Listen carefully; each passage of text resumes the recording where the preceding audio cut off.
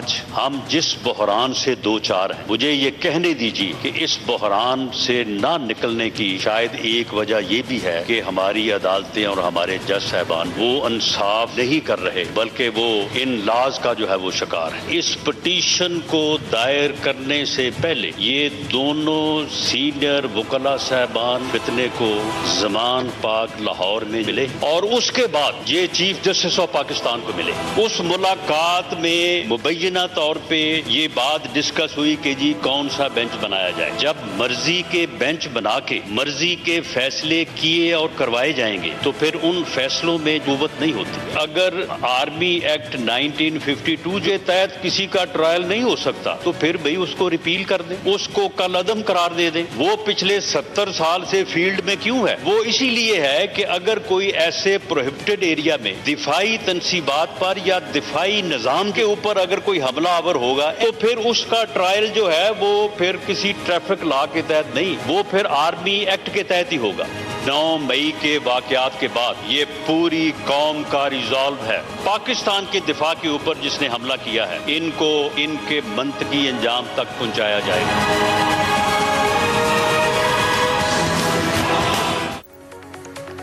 बिस्मिल्लाहिर्रहमानिर्रहीम, आप देख रहे हैं मेरे सवाल और मैं हूं मुनीब फारूक। आज की सबसे अहम और बड़ी खबर यह है कि पाकिस्तान आर्मी एक्ट के तहत सिविलियंस का ट्रायल हो सकता है या नहीं। अगर हो रहा है तो उसके खिलाफ सुप्रीम कोर्ट के अंदर मुतअद्दिद पिटिशंस फाइल की गई हैं, उसकी समाअत बाकायदा तौर पर शुरू हो चुकी है। और दूसरा चिंता सवाल ये है कि जिस तरीके से पहले ये 9 रुकनी बेंच बना, फिर 2 जज साहिबान, उन्होंने कहा कि हम रिक्यूज नहीं कर रहे बल्कि इस बात पर एतराज़ कर रहे हैं कि क्या ये बेंच कानूनी तरीके से बना है या नहीं। इस बात को बुनियाद बनाते वक्त और इसके साथ साथ काजी फाइज़ा साहब ने इस बेंच से अलहदा हो गए, साथ ही जस्टिस तारिक मसूद साहब अलहदा हो गए। इंपॉर्टेंट बात यह है कि अब ये 7 रुकनी बेंच समाअत कर रहा है। चीफ जस्टिस साहब ने इंदिया दिया है कि मंगल तक यानी ईद से पहले किसी मंतकी अंजाम तक पहुंचना चाहते हैं। साथ ही उन्होंने ये भी इंदिया दिया कि हालात को और माहौल को ठंडा करना चाहते हैं। आज वफाकी वज़ीर दाखिला राना सनाउल्लाह साहब ने पार्लियामान के अंदर जो तकरीर की उसके चंद अहम पॉइंट्स हमने आपसे इस मोन्टाज के अंदर शेयर किए। सबसे अहम बात यह है कि क्या अगर ये फैसला आता है और उस बुनियाद पर आता है या उन सतूर पर आता है जो कि रियासत पाकिस्तान को मंजूर नहीं है, तो क्या ये फैसला माना जाएगा या नहीं माना जाएगा। साथ ही साथ सबसे बड़ा एतराज़ ये हो रहा है कि जिस तरीके से ये पिटिशंस आई और जिस तरीके से ये समाअत शुरू कर दी गई वो बहुत अहम है। लतीफ़ खोसा साहब और एतजाज़ अहसन साहब के हवाले से कहा जा रहा है, राना सनाउल्लाह साहब ने भी आज कहा कि उनकी पहले ज़मान पार्क में चेयरमैन PTI से मुलाकात हुई, उसके बाद वो सुप्रीम कोर्ट आए और फिर उनकी इज्जत माब चीफ जस्टिस साहब से मुलाकात हुई। क्या इस मुलाकात की वजह से इन पिटिशंस को इतना हरिडली सुनने के लिए रख दिया गया, इनकी समाअत शुरू हो गई? कहा तो ये भी जा रहा है क्योंकि मामला है नेशनल इंटरेस्ट का, ये मामला है बुनियादी इंसानी हुकूक का, पब्लिक इंटरेस्ट का मामला है, लिहाजा इसकी सुनवाई जितनी जल्दी हो जाए उतना ही अच्छा है। ये तमाम बातें, तमाम सवालात हमारे सामने हैं और इसके बड़े दूरस्थ नताइज होंगे अगर फैसला उन सतूर पर आया या उस हवाले से आया जो पाकिस्तान में रियासत पाकिस्तान को या कौमी दिफा के जो इदारे हैं अगर उनको मंजूर नहीं है, तो फिर सवाल बहुत बड़ा होगा कि क्या इस फैसले पर अमल दरामद होगा या नहीं। हुकूमत की तरफ से एक इंदिया आ चुका है, उस पर भी बात करेंगे। हमारे साथ मौजूद है राना सनाउल्लाह साहब। राना साहब, बहुत शुक्रिया आपका। सबसे पहले मैं समाअत पे बात करने से पहले आपने इसको मेंशन किया कि एतजाज़ अहसन साहब, लतीफ़ खोसा साहब, ये इमरान खान साहब या चेयरमैन PTI को मिले, फिर चीफ जस्टिस साहब को मिले और मुबैना तौर पर आपके अल्फाज थे, ये बात डिस्कस की गई। आप खुद भी एक सीनियर वकील रहे हैं, वकला मिलते हैं चीफ जस्टिस साहिबान से और कुछ मामलात अगर हो बुनियादी इंसानी हकूक़ के तो अदालत से या चीफ जस्टिस साहब से चैम्बर इस्तदा भी की जाती है कि हुजूर इसे ज़रूर सुनिए। क्या आपको इससे कुछ ज़्यादा लग रहा है, मतलब allow me to use the word, कि ये कोई अंडरस्टैंडिंग के तहत ये सारा मामला हो रहा है या बसद एहतराम ये कोई मिली भगत आप इसे करार दे रहे हैं? देखिए, पहली बात तो ये है कि एक वकील के तौर पे मैं जानता हूँ कि जिन वकला के मैटर्स जो हैं वो जिस कोर्ट के सामने पेंडिंग हो, वो वकला प्राइवेटली जो है वो उन जजेस से नहीं मिलते, नहीं मिलना चाहिए और जजेस भी अलाउ नहीं करते। दूसरी बात, ठीक, जहाँ तक इस बात का ताल्लुक है कि जब एक फ़ज़ा ऐसी हो, इससे पहले ख्वाजा तारिक रहीम साहब भी एक वकील हैं, उन्होंने एक सहाफ़ी से क़य्यूम सिद्दीकी साहब से गुफ्तगू की। उस गुफ्तगू में बताया कि कल ये फ़ैसला होगा। अगले दिन मनोवन वो फ़ैसला हुआ। उसके बाद एक गुफ्तगू जो है वो तारिक रहीम साहब की और बाबा रहमते उर्फ ज़हमते की जो है वो गुफ्तगू भी हुई, जिसमें उन्होंने मरियम नवाज़ शरीफ साहबा के मतलब भी इंतहाई घटिया गुफ्तगू की और साथ उन्होंने केसेस के हवाले से भी जो है वो डिस्कशन की। ऐसी फ़ज़ा में, ऐसे माहौल में जो है ये मुलाकात जो है वो किसी तौर पे किसी को हज़म नहीं हो सकती और ये होनी भी नहीं चाहिए थी। और हमारी जो इन्फॉर्मेशन है, हम इसके ऊपर बिल्कुल कंफर्म है कि ये मुलाकातें दोनों इसी तरह से हुई हैं। पहले वो ज़माम पार्क में मिले हैं और उसके बाद जो है वो मोहतरम चीफ जस्टिस ऑफ पाकिस्तान से मिले और फिर वो बात कल हुई है। वहाँ पे जो वकला कोर्ट में मौजूद थे, वहाँ पे ये दोनों जो सीनियर वकला हैं, इनके मुंह से ये बात निकल गई कि जी हमने तो आपको पहले ही कहा था कि फुल बेंच बना दें। भाई कहाँ कहा था, कब कहा था? उसी मुलाकात में कहा था ना। उस मुलाकात में ये पिटीशन डिस्कस हुई है ना, और उस पिटीशन की डिस्कशन के दौरान ये भी डिस्कस हुआ है कि बेंच जो है वो कौन सा बनाया जाए, और वहीं पे ये भी डिस्कस हुआ है कि काजी फैज़ ईसा को इसलिए इसका हिस्सा बनाया जाए कि ये एतराज़ भी नहीं रहेगा, और दूसरा काजी फैज़ ईसा साहब ने तो मिलिट्री कोर्ट्स के ख़िलाफ़ ही फैसला देना है, उनका तो और रिकॉर्ड पे उनके फैसले मौजूद हैं। तो ये बिल्कुल एक कंसिडर्ड ओपिनियन है उनका फैसला तो है। बड़ी चालाकी और बड़ी होशियारी से जो है ये सारे मामलात को जो है वो मैनेज किया जा रहा है। तो इस मैनेजमेंट के ऊपर जो है वो फिर एतराज़ात और तशवीश जो है वो उसका पैदा होना जो है वो एक फितरी और कुदरती अमर है। अच्छा, एक बात और बरहान साहब, आपने आज उसका इशारा दिया, आपने कहा कि ये समाअत हो रही है, कहीं ये ना हो, क्योंकि इखलाकी वैल्यू भी आपने कहा, दुरुस्त कहा, इखलाकी वैल्यू भी होती है, लीगल इंपॉर्टेंस और लीगल बाइंडिंग होना, लीगली बाइंडिंग होना फैसले का वो तो एक प्रिंसिपल है, लेकिन इखलाकी वैल्यू भी होती है अदालती फैसलों की। लेकिन आपने कहा कि ये ना हो कि वो जो 14 मई वाला फैसला था इलेक्शन वाला, जैसे वो तारीख का हिस्सा बन गया, इसके साथ भी ऐसा ना हो। लेकिन एक बड़ी क्लियर और अनइक्विकल स्टेटमेंट जो एडवाइज़र हैं या स्पेशल असिस्टेंट हैं ऑन अकाउंटेबिलिटी इरफान कादर साहब, उन्होंने गुज़िश्ता रोज़ दी। मैं चाहता हूँ आप सुने सेम क्या फरमा रहे थे इरफान कादर साहब, तो सुनिएगा। We will go by what नामजद चीफ जस्टिस ने कहा कि ये बेंच ही इलीगल है, तो इसका जो फैसला होगा वो भी इलीगल होगा। It is to be ignored. उन्होंने कहा कि it is to be ignored क्योंकि ये बेंच ही इलीगल है। मुझे ये बताइए कि हुकूमत पाकिस्तान का मौक़िफ़ क्या है कि अगर ये फैसला आ जाता है, क्योंकि मुख्तलिफ बातें हो रही हैं, नज़ारी बात है, बेंच के अंदर 7 जज साहिबान हैं, अगर ये फैसला हो जाता है कि नहीं हो सकता सिविलियंस का ट्रायल, तो क्या आप उस फैसले को, हुकूमत पाकिस्तान ये डिसाइड कर चुकी है कि हम इस फैसले को नहीं मानेंगे ऑन वेरियस ग्राउंड्स? देखें, हुकूमत पाकिस्तान तो उस वक्त डिसाइड करेगी जब कोई फ़ैसला आ जाएगा। उससे पहले डिसाइड करना तो वैसे ही नामुनासिब बात है। रियासत भी जो है वो उसी वक्त फैसला करेगी जब कोई फ़ैसला सामने आएगा। इसलिए मैं ये बात प्रीएम्प्ट नहीं कर सकता, ना असेस कर सकता हूँ कि फ़ैसला आएगा क्या, और ना ही मैं ये जो है वो वाज़े तौर पे ये बात कह सकता हूँ कि कौन सा फ़ैसला जो है वो माना जाएगा या कौन सा नहीं माना जाएगा।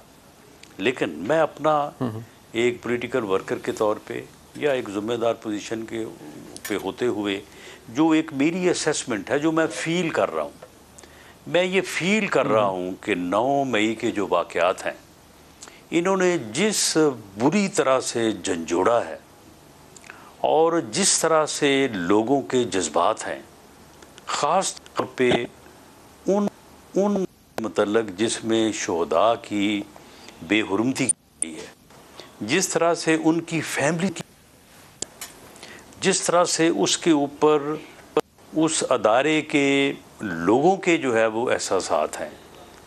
मुझे ये बात महसूस होती है कि रियासत जो है इस जथे के ख़िलाफ़ जो कानून के मुताबिक एक्शन है और जो action under the army act 1952 है, उसके ऊपर पूरी जो है वो यानी कमिटमेंट के साथ और पूरी क्लैरिटी के साथ जो है वो खड़ी है। इससे पीछे हटना जो है, मेरा ये अंदाज़ा और मेरी असेसमेंट है कि ये काफ़ी मुश्किल होगा। और मैं समझता हूँ कि जिस तरह से 14 मई को पंजाब में इलेक्शन करवाने का फ़ैसला पार्लियामेंट को जो है वो नज़रअंदाज किया गया, तमाम बार एसोसिएशंस को नज़रअंदाज किया गया, तमाम रिटायर्ड जो जुडिशरी के लोग थे, जो सीनियर वकला थे, वो जाके हाथ जोड़ के सामने खड़े हुए कि जनाब आप इज्तिमाई दानिश को जो है वो मौका दें और आप इस तरह से ना करें। जमातें जो है वो आके सामने खड़ी हुई, उन्होंने हाथ जोड़े कि जी आप ऐसा ना करें। लेकिन इसके बावजूद भी फिर जब वैसा हुआ तो वो फिर अब तारीख का हिस्सा है। तो मैं समझता हूँ कि अगर एक इज्तिमाई विल होती है लोगों की, एक इज्तिमाई जो है वो एक कौम की एक आवाज़ और एक कौम की एक जो है वो एक यानी सोच होती है, उसके अगेंस्ट कोई भी जाए, वो पार्लियामेंट हो, वो जुडिशरी हो, वो कोई और अदारा हो, उसके अगेंस्ट कोई भी जाए, कामयाबी नहीं हो सकती। राणा साहब, बुनियादी बात घूम फिर के एक ही चीज़ के गिर्द घूमती है, वो है चेयरमैन पीटीआई के जो उनका जो सियासी मुस्तकबिल है या उनका मुस्तकबिल। और वो खुद भी ये कह चुके हैं कि मेरे लिए तो ये डिज़ाइन किया गया है, मुझे पाकिस्तान आर्मी एक्ट के तहत मेरे खिलाफ मुकदमा चलाया जाएगा। जारी बात है जो आप बता रहे हैं कि जिस तरह से दो लोग मिले और फिर गए, किसी और की तो मोहब्बत क्या होगी जो वर्कर्स या जिन सपोर्टर्स ने किया 9 मई वाले दिन, जिन्होंने तोड़फोड़ की, वेंडलाइज किया फौजी अमलाक को, वो तो ठीक है, उनके लिए किसी की मोहब्बत कितनी होगी सिवाय उन वर्कर्स के घर वालों के, और कोई कौन कितना तड़प रहा होगा। मेन मसला तहरीक इंसाफ के चेयरमैन का है। अभी तक ये क्लैरिटी नहीं है कि क्या तहरीक इंसाफ के चेयरमैन का बाकायदा तौर पर ट्रायल पाकिस्तान आर्मी एक्ट के तहत होगा या ऑफिशियल सीक्रेट एक्ट के तहत होगा या इंसदाद दहशतगर्दी की अदालत या उसके कानून के तहत होगा। इंसदाद दहशतगर्दी के मुकदमात तो उन पर बने हैं, लेकिन क्या आप ये बात कंफर्म या डिनाई कर सकते हैं कि पाकिस्तान आर्मी एक्ट के तहत कोई प्रोसीडिंग या कोई मामला आगे बढ़ा है चेयरमैन तहरीक इंसाफ के हवाले से या नहीं? देखिए, इसके ऊपर बड़ी वाज़ेह क्लैरिटी है, इस पर कोई अबहाम नहीं है कि ये जो कुछ हुआ है ये इमरान खान नियाज़ी की इमा पे हुआ है, उसकी मोटिवेशन पे हुआ है, उसके इनिशिएटिव पे हुआ है। उसने ये बड़ी मेहनत की है इन हालात को यहाँ तक पहुँचाने में। ये तो 2014 से शुरू है। उस वक्त जब थानों में जाके सभी बंदों को छुड़वाया था, उस वक्त ये अपनी तकारीर में अफसरों के नाम लेके उनको अपने हाथों से फांसी दूंगा। उस वक्त जो बिल जला रहा था, उस वक्त जो मनी लॉन्ड्रिंग के और हुंडी के ज़रिए जो है वो पैसे भिजवा रहा था, बिल अदा ना करने की बात कर रहा था, ये क्या रियासत पे हमला नहीं था? पार्लियामेंट पे हमला, पीटीपी पे कब्ज़ा, ये रियासत पे हमला नहीं था? यानी ये उसकी सोच जो है, ये तो इन लोगों को तो इसने अब तैयार किया ना, उसकी सोच तो पहले से है। उसकी सोच तो 2014 से आज से 9-10 साल पहले से है। और अब उसने उस वक्त की हुकूमत को तो एहसास था राणा साहब कि रियासत पर हमला है, लेकिन रियासत को खुद शायद ये एहसास नहीं था कि ये रियासत पर हमला है 2014 में। अब सदर एहतराम अब सबको एहसास हुआ कि ये रियासत पर हमला है। उस वक्त हुकूमत तो शायद पीटती रही कि रियासत पर हमला है, लेकिन शायद और किसी को ये लगा नहीं। जब फितना जो है वो जड़ पकड़ता है तो वो फिर आहिस्ता आहिस्ता जैसे जैसे चीज़ें खुलती हैं तो उसका इदराक और शनाख्त होती जाती है। अब जो है इसकी शनाख्त और इदराक जो है वो पूरी जो है वो क्लैरिटी के साथ जो है वो हो गया है। तो इसमें ये है कि इसमें बड़ी क्लैरिटी है और लेकिन इसमें कोई जल्दी नहीं है। यानी ऐसा नहीं है कि जी इसको जो है वो अगले 3 दिन में जो है वो सारे मामले को कंक्लूड कर दिया जाए। इसके ऊपर जो ख़ास तौर पे जो आर्मी एक्ट या मिलिट्री कोड का जो पार्ट है उसके ऊपर वो वाकई बड़ी बरीक बीनी से और बड़ी जो है वो यानी वाज़े सबूतों के साथ जो है वो कोशिश हो रही है, क्योंकि एविडेंस सारी टेक्निकल है तो उसमें थोड़ी देर भी लगती है, मेहनत तलब भी है। तो इसमें देर है, इसमें अबहाम कोई नहीं है, बिल्कुल क्लैरिटी है। अच्छा राणा साहब, ये आपने कहा टेक्निकल एविडेंस है, देर है, इबाम नहीं है, यानी परपेट्रेटर्स जिन्होंने एक्चुअली ये किया वो तो उनका मामला शुरू हो गया, लेकिन जो कंप्लिस है या जो जिसने प्रोवोक किया, जिसने मुआवनत की, आनत की, उसके बारे में यानी आपको अभी तक ये लग रहा है कि ये मामला चलेगा ज़रूर, और आपने ये भी कंफर्म कर दिया कि पाकिस्तान आर्मी एक्ट के तहत ही चलेगा, लेकिन टेक्निकल एविडेंस की एवेल्यूएशन के बाद चलेगा और उसका टाइम फ्रेम किसी के पास नहीं है, ऐसे ही है राणा साहब? यानी टाइम फ्रेम से मुराद दे के देखें, एक एक वाक़यात में कई 100 यानी 200, 300, 250, 400 लोग मुलव्वस हैं। उन लोगों की जो है वो उनकी शनाख्त, फिर उनका डेटा, फिर उनकी गिरफ्तारी, फिर उनके बयानात। अच्छा, अब इसमें अक्सर जो है वो यानी जो है वो इकबाली में बयानात दे रहे हैं, यानी वो दूसरी बात ही नहीं करते, वो कहते हैं ये बिल्कुल किया है और इसी के कहने पे किया है, वहीं पे हमारी सारी तैयारी हुई है।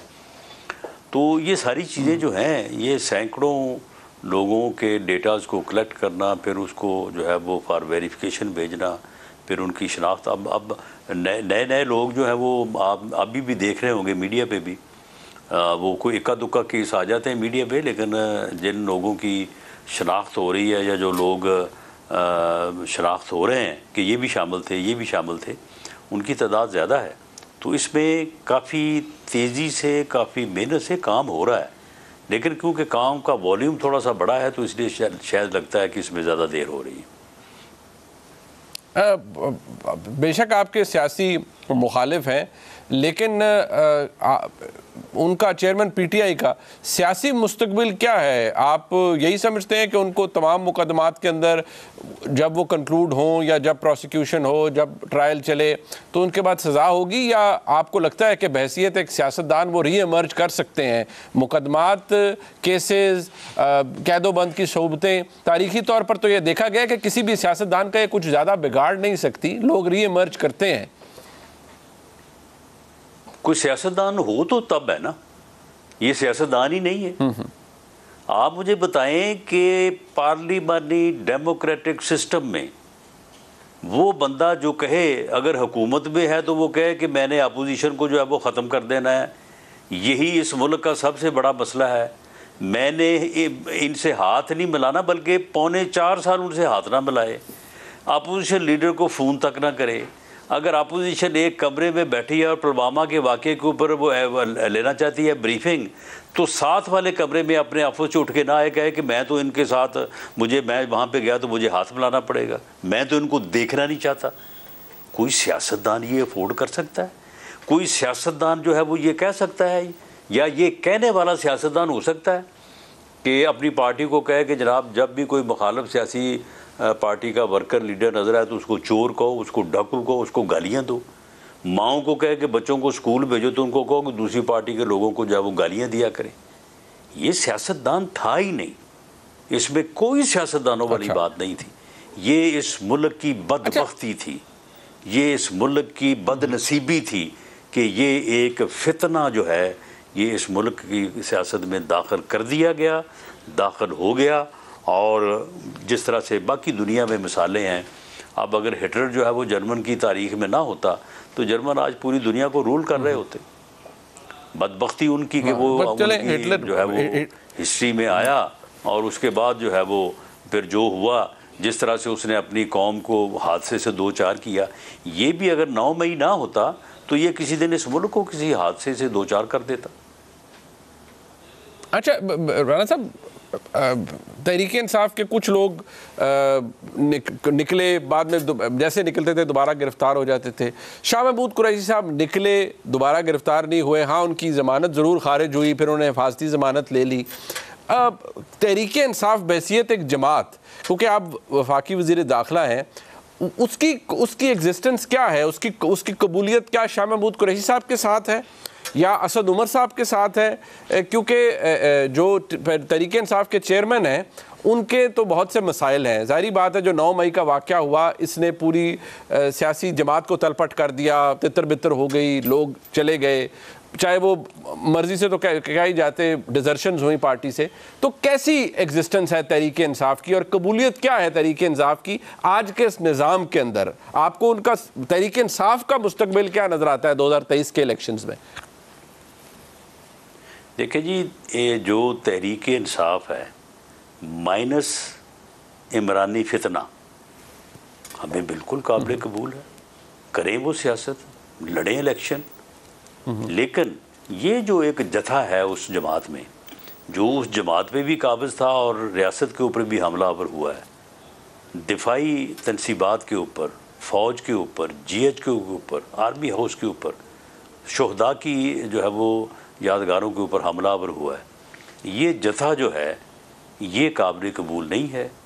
ये जिस जमात में हो वो अपने आप को सियासी जमात कहे, अपने आप को सोशल जमात कहे, अपने आप को मजहबी जमात कहे, तो इसके साथ कोई भी काबिल कबूल नहीं है। माइनस टू दिस जथा जो है वो बिल्कुल दे आर फ्री, वो मुल्क के आइन और कानून के मुताबिक जो है वो इलेक्शन में हिस्सा लें, वो अपनी सियासत जो है वो करें। लेकिन ये फितना जो है, ये फितना, इसको तो सियासत की कल को जो है वो TTP वाले कहें कि जी हमने आगे जो है वो इलेक्शन में सियासत में हिस्सा लेना है, हम भी एक जमात हैं, तो फिर क्या उनको अलाउ कर दिया जाएगा? राना साहब, वो TTP वालों को 1.5 करोड़ वोट तो नहीं पड़ा था ना सर? इस जमात को 1.5 करोड़ वोट पड़ा था सर।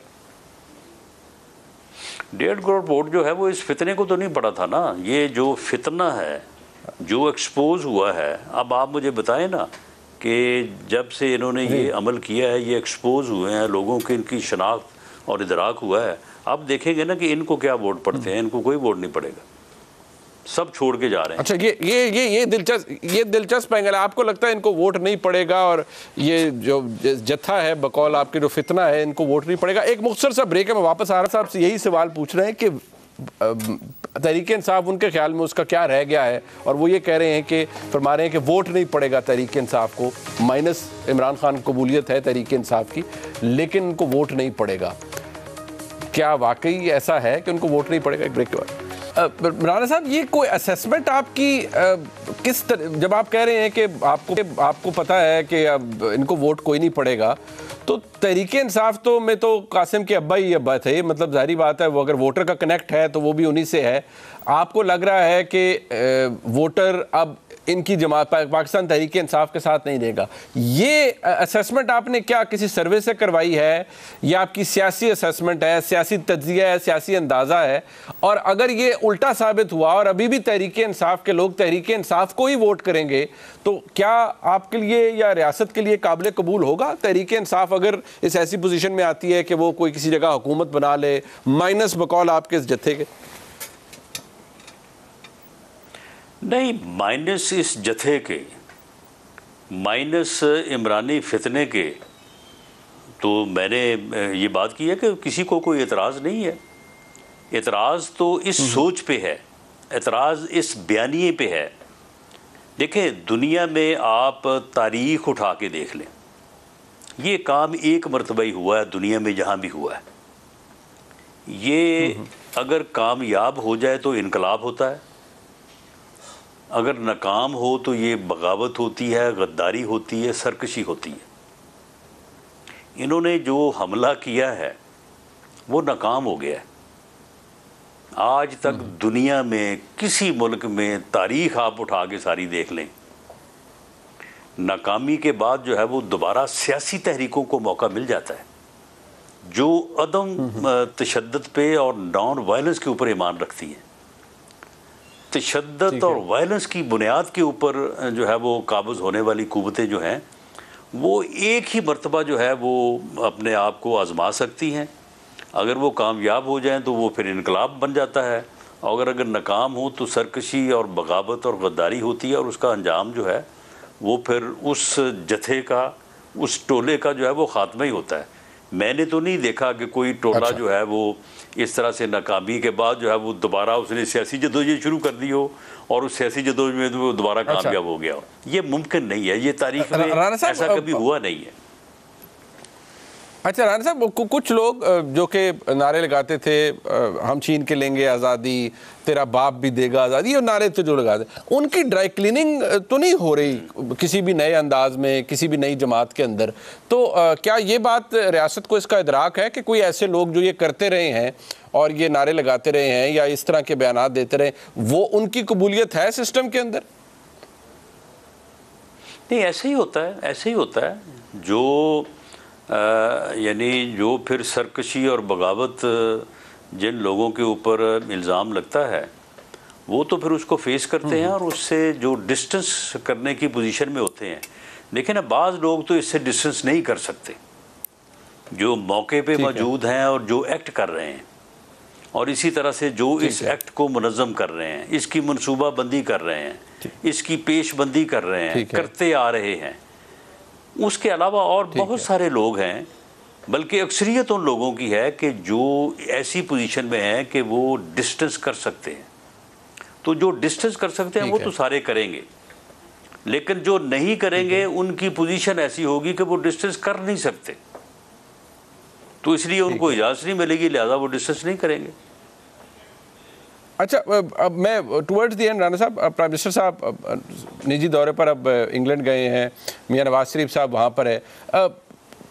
मियां नवाज शरीफ साहब की आमद कब तक मतवक्को है? क्योंकि बहुत सी खबरें हैं, कोई कह रहा है कि पहले वो किसी खलीजी मुल्क जाएंगे, गालिबन दुबई तशरीफ़ ले जा रहे हैं, फिर वहाँ से वो पाकिस्तान आ जाएंगे, कोई कह रहा है वो हज के लिए जा रहे हैं। तो ज़रा आपके पास क्या इन्फॉर्मेशन है मियाँ साहब, एक्चुअली अब पाकिस्तान कब तशरीफ़ ला रहे हैं? देखिए, एक्चुअली जो बात मैंने उनसे सुनी है, मैं तो उसी की बुनियाद के ऊपर जो है वो अपनी असेसमेंट दे सकता हूँ। उन्होंने कभी कोई तारीख़ की बात तो नहीं की कि मैं फ़लाँ महीने फ़लाँ डेट को, ये हमारे दोस्त अपनी तरफ से जो है वो अंदाज़े लगाते रहते हैं। लेकिन जब भी उनसे बात हुई है, मैंने भी उनको सबमिट किया था जब मैं गया था वहाँ पे, कि जी अगला इलेक्शन जो है उसकी कैंपेन जो है वो आपके बगैर जो है वो नहीं बनेगी और आपकी ज़रूरत है। तो उन्होंने कहा कि नहीं, इंशाल्लाह अगला इलेक्शन जब आएगा तो इंशाल्लाह मैं। ये जो जुलाई में उनके आने की बातें हो रही हैं, ये क्या असर आई हैं?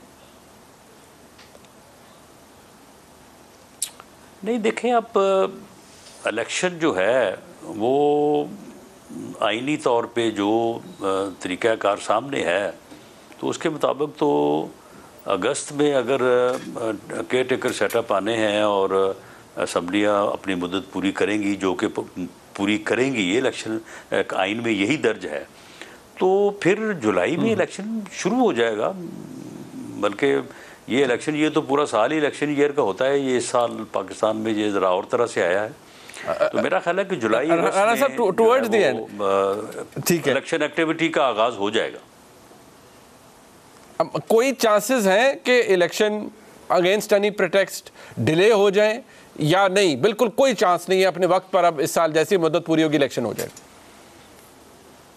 जी, मेरी राय में, मेरी नज़र में कोई चांस नहीं है और हमें बिल्कुल आइन के मुताबिक चलना चाहिए, आइन के मुताबिक चलेंगे। जो हमारा झगड़ा पहले था इलेक्शन के ना करवाने का, वो लोग गलत कह रहे थे कि हम इलेक्शन से भाग रहे हैं। हमारी ये बिल्कुल बड़ी क्लैरिटी के साथ राय थी कि अगर पंजाब का इलेक्शन पहले होगा, ये इलेक्शन जो है वो जनरल इलेक्शन को बेमानी कर देगा। तो इसलिए इलेक्शन जो है वो चारों असम्बली को, बल्कि पांचों के कौमी असम्बली के एक दिन होने चाहिए, केयर टेकर सेटअप के साथ होने चाहिए, फ्री और फेयर होने चाहिए।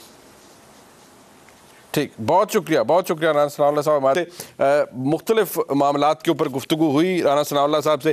क्लियर बात है, यानी तासुर और एक जो इब्हाम है वो ख़त्म है, यानी कि रियासत इस मामले में बहुत क्लियर है कि जिन लोगों ने 9 मई का काम किया, 9 मई के वाक़यात के अंदर वो मुलव्विस थे, डायरेक्टली मुलव्विस थे, उनका ट्रायल पाकिस्तान आर्मी एक्ट के तहत होगा।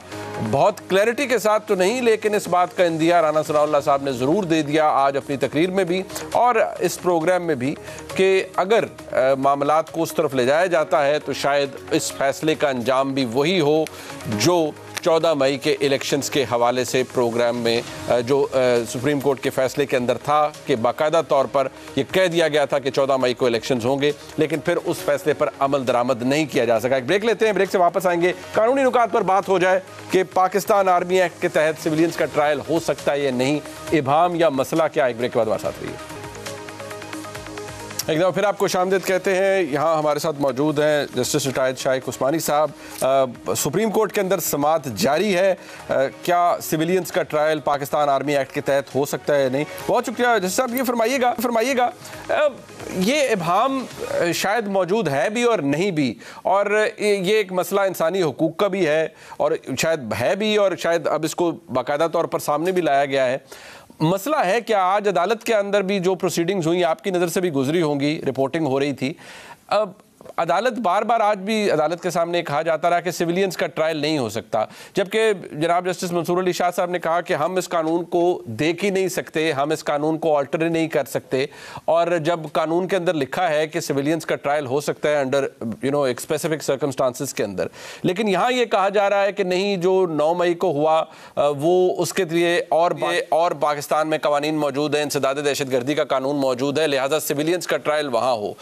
आपके नज़दीक किन सुतूर पर मुमकिना तौर पर फैसला आ सकता है जहां अदालत के अंदर ये बाकायदा तौर पर कहा गया हो जज साहिबान की जानिब से कि कानून में गुंजाइश मौजूद है कि सिविलियंस का ट्रायल पाकिस्तान आर्मी एक्ट के तहत हो सकता है? देखिए, जहां तक के आर्मी एक्ट 1952 है, इसके तहत तो प्रोविजन इसमें है कि सिविलियंस का ट्रायल मिलिट्री कोर्ट के हो सकता है, लेकिन उसके लिए उन्होंने बयान किया है किस मौके पर ये हो सकता है, और उसमें ये खास तौर से कहा गया कि टेररिज्म हो, कि इंस्टॉलेशन फौज की किस तरह से उसको नुकसान पहुंचाया जाए, तो उस सूरत में वो ट्रायल हो सकता है। अब ये चीज मौजूद है आइन सेक्शन 21D में मौजूद है, ठीक, या ऑफिशियल सीक्रेट एक्ट की वायलेशन हो तो उस वक्त भी वो हो सकता है। बिल्कुल, तो ये तो मौजूद है हमारे कॉन्स्टिट्यूशन में, हमारे एक्ट में, 1952 एक्ट में। लेकिन जहाँ तक के ह्यूमन फंडामेंटल राइट्स की बात है और फेयर ट्रायल की बात है, जो उस लिहाज से अगर आप देखें तो बाहर सूरत किसी सिविलियन का ट्रायल मिलिट्री कोर्ट में नहीं होना चाहिए, क्योंकि वो मिलिट्री के डिसिप्लिन के तहत नहीं होते, ना उनको इन चीजों का पता होता है। ये तो एक जनरल चीज है, होना नहीं चाहिए। ठीक, जैसा अब ये फरमाइएगा इख्तिसार से कि क्या जो 9 मई के स्पेसिफिक हालात थे और जो सर्कमस्टांसेस थे जो हुआ फौजी अमलाक के साथ या शोहदा के रेलिक्स के साथ, उनको वेंडलाइज किया गया, तोड़फोड़ किया गया, क्या अदालत फैसला देते वक्त उस खास कैफियत को, उन हालात को जहन में रख सकती है कि बेशक प्रोविजन मौजूद है, ठीक है, हमने इसके ऊपर फेयर ट्रायल के भी मामलात या डिमांड सामने है, लेकिन हालात ऐसे थे कि इस प्रोविजन के अंदर ट्रायल हो सकता है फिर सिविलियंस का, उन हालात को जहन में रख सकती है अदालत? ये तो मौजूद है ना 52 में, बिल्कुल है, इस किस्म की हरकतें होती हैं, तो वो कोर्ट यकीनन उसके जुरिडिक्शन में आती है। लेकिन ये है कि आमतौर से कोर्ट्स नहीं करती, कोशिश करती हैं, और कई केसेस ऐसे हैं, केस लॉ बहुत से हैं जहाँ के कोर्ट्स ने इनकार कर दिया इससे।